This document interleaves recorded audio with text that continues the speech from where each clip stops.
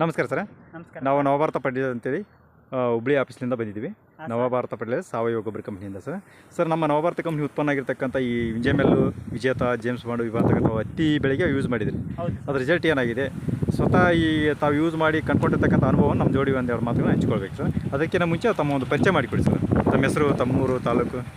ಹಾಂ ಸರ್. ನಮ್ಮ ಹೆಸರು ತಿಮ್ಮಣ್ಣ ಗದ್ದಿ ಅಂತ, ಸಾಕಿನ್ ಕುಡಿಯಾಗಿದ್ದಾರೆ, ಕೊಪ್ಪಳ ಜಿಲ್ಲೆ ಕನಕಗಿರಿ ತಾಲೂಕಿಂದ ಒಂದು ಮಾತಾಡ್ತಿರೋದು. ಇದು ನವಭಾರತ ಕಂಪ್ನಿಯಿಂದ ಇದು ವಿಂಜೆಮೆಲ್ಲು ಮತ್ತು ವಿಭಾ ಅಂತಕ್ಕಂಥ ಹಾಂ ರೀ. ವಿಭಾ, ವಿಂಜೆಮೆಲ್ಲು, ಜೇಮ್ಸ್ ಬಾಂಡ್ ಅಂದ್ರೆ ವಿಜೇತ ಪೌಡ್ರ್ ಈಗ ಹತ್ತಿಗೆಲ್ಲ ಸ್ಪ್ರೇ ಮಾಡಿದ್ರಿ. ಸ್ಪ್ರೇ ಮಾಡಿದ್ವಿ ಸರ್. ಹಾಂ, ಅಂದರೆ ಈಗ ಎಷ್ಟು ದಿವಸ ಆಯ್ತು ಸರ್ ನೀವು ಸ್ಪ್ರೇ ಮಾಡಿ? ಸರ್ ಸ್ಪ್ರೈ ಮಾಡಿಬಿಟ್ಟು ಒಂದು ವಾರ ಆಯಿತು ಸರ್. ಹಾಂ ಸರ್. ಈ ವಾರದಲ್ಲಿ ಏನು ರಿಸಲ್ಟ್ ತಮಗೆ ವ್ಯತ್ಯಾಸ ಬದಲಾವಣೆ ಆಗಿದೆ ಸರ್? ಏನೇನು ಚೇಂಜಸ್ ಆಗಿದೆ ಸರ್?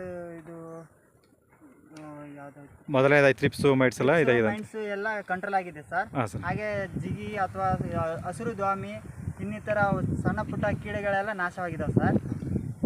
ಮತ್ತು ಇದರಿಂದ ಸಂಪೂರ್ಣ ಬೆಳೆ ಎಲ್ಲ ಫಲವತ್ತಾಗಿ ಬರ್ತಾ ಇದೆ ಸರ್.